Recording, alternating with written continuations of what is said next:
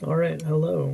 I just recently learned how to use the AudioVST CHOP in TouchDesigner, and I felt like it would be easier to use if I had something like a Midi Launchpad so that I could select multiple notes and have them loop over and over again. And so to do that, I made this component, which I will put a link to in the description of this video. You're free to download it. And yeah, the purpose of this video is just going to be to show you briefly how to use it and a little bit about the guts and the inside of how it was made. So yeah, please enjoy. So first, I will delete it here, and once you've downloaded the file, you should be able to just go ahead and drag and drop it into your TouchDesigner project, like so. I'm going to just click and drag and drop it, and boom, there it is. You'll see that the parameters box here is pretty bare bones, so you can add any extra functionality you need to. There's just a path to the AudioVST CHOP, and then a button to clear all of the currently selected buttons if you need to just wipe the whole board. This video is not going to be designed to show you how to use the AudioVST CHOP, so it is assumed that you already know how to use it. So yeah, please understand.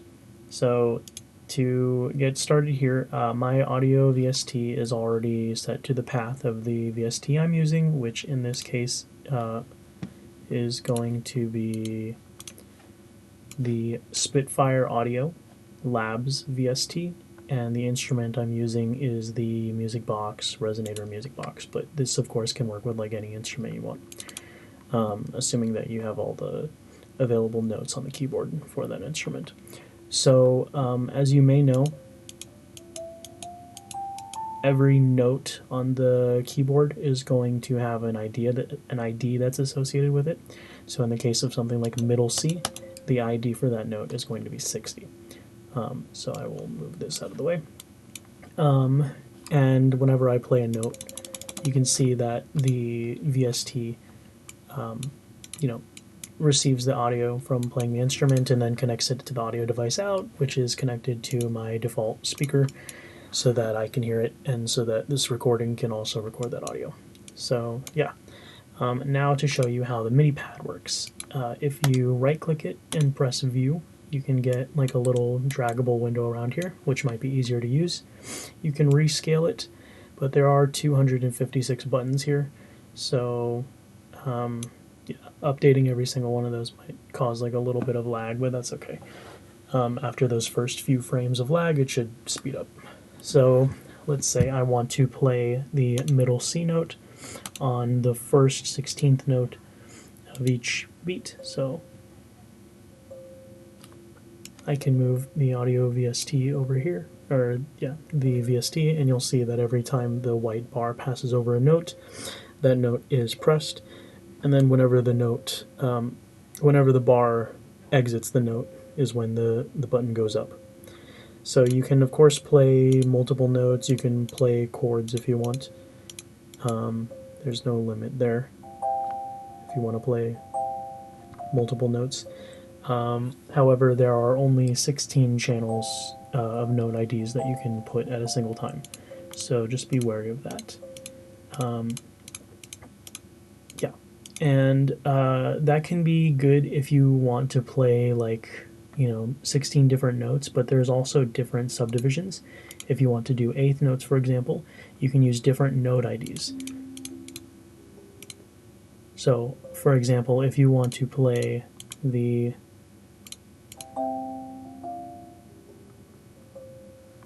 the 16th notes on top of 8th notes and have different note IDs, you're welcome to do that. Just keep track of which channels are being loaded for each note. You can also have the different buttons laid up on top of each other. This works for like all the different subdivisions. You just kind of have to keep track of all the colors. So hopefully that helps you make use of this component a little bit better. Yeah, and not only are the note IDs here, but you can also choose the channel of the instrument that's plugged in. So for example, whenever you send a note on signal from TouchDesigner, you need to specify what channel is it, what is the note ID, and what is the velocity. So if you need like channel 2 for some reason, you can just change that in here. The note IDs are pretty basic, and then by default all the notes are sent with a velocity of 127, so there's no aftertouch or anything like that. But if you need to implement that, then you're welcome to, you know, pick this thing apart and figure out how to send the custom velocities you need. So I will show you in a second how to do that. There are options for 16th notes, 8th notes, quarter notes, half notes, notes that play every 1 bar, and then notes that play every 2 bars. So you can probably make the most out of those. And if you ever need to reset this this like white bar, you can just click the reset button. It'll always move to the beginning. If you need to change the BPM, for example, from 140 to like 240 or something, as soon as you press enter, that will automatically be updated and it will change the BPM. So I'll just set it back to 140 for now. And yeah, okay, so I'll turn those off, I'll leave that on. Let's get to the inside of this thing and see how it works. So inside of here, you can see that there's basically just a bunch of replicators. Down here at the bottom, you'll see all the 16th notes, which are colored in red, all of the 8th notes, which are orange, quarter notes in yellow, half notes in green, like 1 bar notes in teal, and then every 2 bar notes in blue. And how this is made is, of course, with a replicator comp that has a master button that it's referring to. So for simplicity, let's go into something like 8th notes and just kind of see how it works. Here's the 8th notes, here's the master 8th note. If we go inside of there, we'll see that it's a pretty small network. It keeps track of whatever the current beat is. It finds the channel that has the ID of the note that we want to send, and then yeah, that's basically it, aside from the chop execute dat all the way at the end that actually sends the note. So for something like an 8th note up here at the top, if you want to just go ahead and put in the ID of the note that you want to send, let's say it's like note 55 on the keyboard, you'll see that the DAT will dynamically find the note that we're referencing. It will get the evaluation of it, which is that it's note 55, and then whenever this thing is turned on, if that note is valid, it will send it to the AudioVST CHOP. It will do a send note on function with the channel, with the note value, and then with a velocity of 127. And then whenever the white bar passes over it, or whenever we're not over that note anymore, it will send a note off function, and then with a value of the same note but with a velocity of 0. So what we can see is that whenever we pass over the 8th notes, the button is held down for the entire duration of the 8th note. So that can be good if the instrument you're trying to play requires you to have like a note be held down for a long time. You can see that it will hold it down for the full length of that bar if you need. So yeah, that is basically how each of these buttons works. It's just duplicated many times. All the way down here is all the different channels and stuff. They have like a master operator, but I recommend making sure that their master operator is turned off so that you don't end up like editing this one instead of editing the one that should be on the display. Like, for example, if I change the ID here, this is the one that you want to edit. And if this display is turned on, then sometimes you're editing the wrong one. So just make sure that thing's turned off. And yeah, if you, let's say, play all of these notes, and maybe you turn on too many notes, and then you find that you don't want to click every single note to clean up your VST, well then what you can do is you can just click the little button up here, the clear all pulse. Just press that, and then it will recreate all those buttons and clear all of their selections. And yeah, you should be good to go from there. Great. Yeah.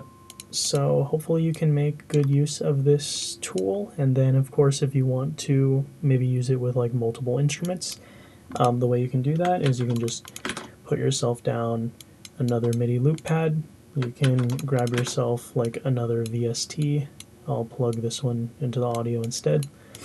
And then this VST would be different from the first VST. So the first VST might be like a music box, but the second VST might be something like a synth pad for whatever reason.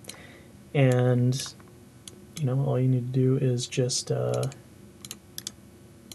open up the loop pad there, turn on a note for that synth pad, and figure out why it's not working. Oh, right, because it's sending to the old VST. Yeah. So with the new VST, take that VST and put it into the path for the AudioVST CHOP. Now we've got